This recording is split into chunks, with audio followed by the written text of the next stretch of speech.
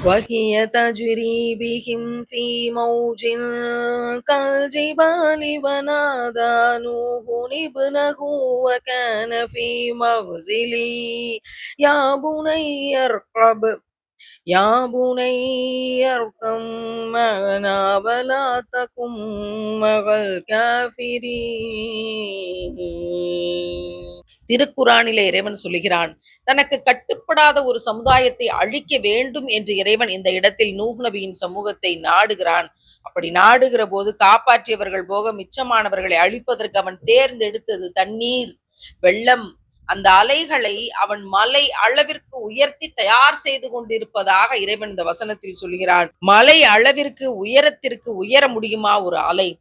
மலை எவ்வளவு உயரத்தில் இருக்கிறது, கடல்ல தண்ணி கீழே கிடக்கு, ஆற்றுல தண்ணி கீழே கிடக்கு. ஒரு பெரிய மலையோட அளவுக்கு எப்படி தண்ணீர் உயர்ந்து வர முடியும்? இது சாத்தியம்தானா என்ற திருக்குரானுடைய கேள்விக்கு இதோ 2026 ஆகஸ்ட் 26 நேபாளத்தில் ஏற்பட்ட இந்த வெள்ளம் அவர்களுக்கு மட்டுமான அத்தாட்சி இல்லை, ஒட்டுமொத்த உலகத்தின் மானுட கூட்டத்திற்கான அத்தாட்சி. மலை அளவிற்கு உயர்ந்த வெள்ளத்தை, எவ்வளவு பெரிய உயரத்தில் இந்த வெள்ள நீர் பெருக்கெடுத்து ஓடி வருகிறது. நிச்சயமா இந்த காட்சி மிகப்பெரிய அத்தாட்சி. மலை எவ்வளவு உயரமாக இருக்கிறது, உயரமான மரங்கள் உங்களுக்கு தெரிகிறதா? அந்த மலையினுடைய உயரத்திற்கு கீழே ஆற்றிலிருந்து பொங்கி வருகிற வெள்ள நீர் மேலே புகை போல வருவது வெறும் புகை அல்ல, தண்ணீர் பிரவாகத்தினுடைய எழுச்சியில் மேலே கொப்பளித்து கொந்தளித்து வருகிறதே.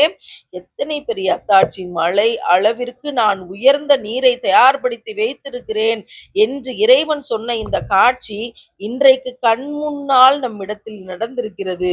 படிப்பினை என்ன தெரியுமா? நாம் இறைவனுக்கு அஞ்சிக் கொள்ள வேண்டும்.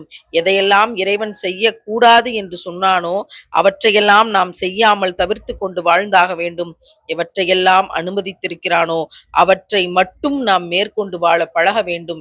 இந்த உலகம் கடினமாக இருக்கலாம், பொய் சொல்லாமல் நேர்மையாக வாழ்வதற்கு இந்த உலகம் கடினமாக இருக்கலாம், பிறரை ஏமாற்றி பிழைக்காமல் இருப்பதற்கு இந்த உலகம் கடினமாக இருக்கலாம், வட்டிக்கு உடன்படாமல் வாழ்வதற்கு இந்த உலகம் கடினமாக இருக்கலாம். ஆனால் மறு உலகத்தில் உங்களுக்கு இதற்கான கூலி மிகப்பெரியது.